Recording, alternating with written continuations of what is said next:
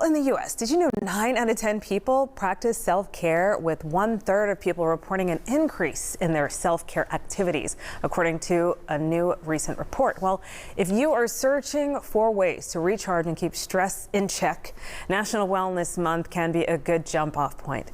Anna Langston is an associate professor of teaching at the College of Health Sciences at the University of Memphis. She is here this morning to share some wellness words to live by and more. Oh my goodness, boy, do I need this. Thank you. Great. Well, happy Wellness Month. And I'd just like to kick it off with a little and describing wellness and what that looks like. We think of wellness as an umbrella term, right? It houses multiple aspects that add up to our optimal health. So that looks like our social wellness, our intellectual wellness, our emotional, our physical wellness, as well as our spiritual wellness. And in health behavior, in health sciences, we often talk to people about how they can add up and contribute to each one of these wellness behaviors in order to achieve their optimal health, in order to live that full life, live that quality life. And so we often recommend a lot of different ways that people can improve those particular aspects of health. And I actually talked to my colleagues about this. I was telling them I was going on the lab at 9, and I wanted to pull from their big tips in terms of wellness words to live by. I love this. You know, and it's like nothing's going to be perfect ever, right? So like we have to just like take that off the table, right? And Absolutely. But then there are things that we can actually do. What are some of the best practices or pieces of advice for improving and promoting wellness?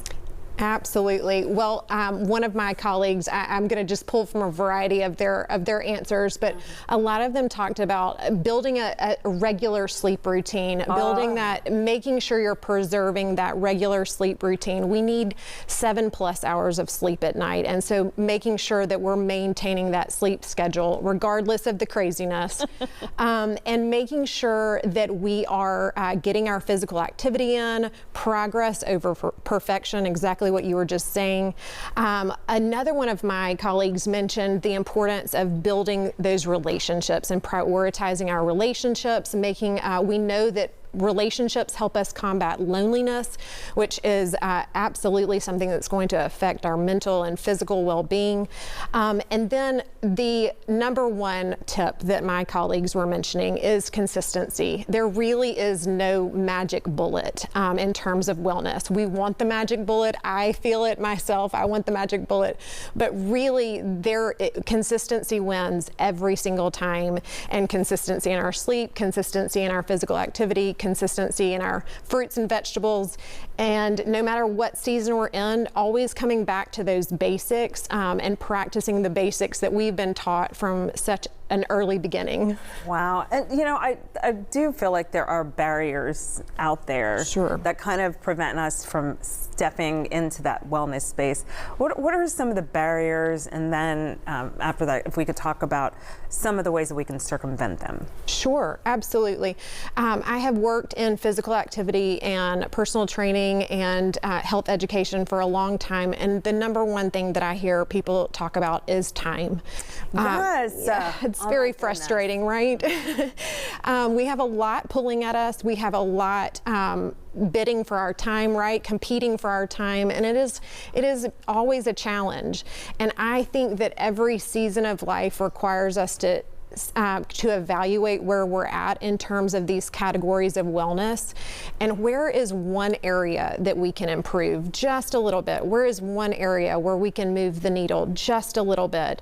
Maybe you used to be able to go to the gym for an hour, right? But who cares if that's not what you can do right now? Maybe even going for a 10-minute walk.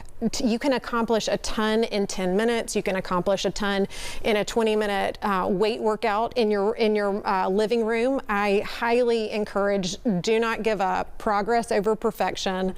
Move the needle just a little bit. I love that so much, and it compounds, you know, when you do the incremental, tiny little things.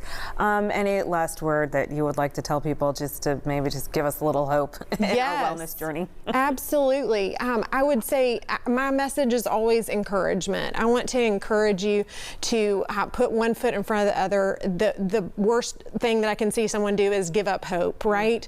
One thing, try one new thing that can really move that meter, and you are going to consistently see progress. And I don't know why, but I during this whole session, I called it a session. I took a deep breath and I feel better. So thank you. Oh, good. And I'm sure so many people do too. Thank you, Anna. Thanks. And in the spirit of Anna's topic, making time to reset and think about your health and wellness, here is our Live at 9 question of the day. Well, first, here's what you need to do. Hover your cell phone camera over the screen, look for the yellow bar, tap it and vote. And the question is, what helps you reset when life gets hectic? Is it sleep, like Anna was saying? Is it that exercise, or is it that time alone? We're going to share the final results after you vote before we wrap up today's show.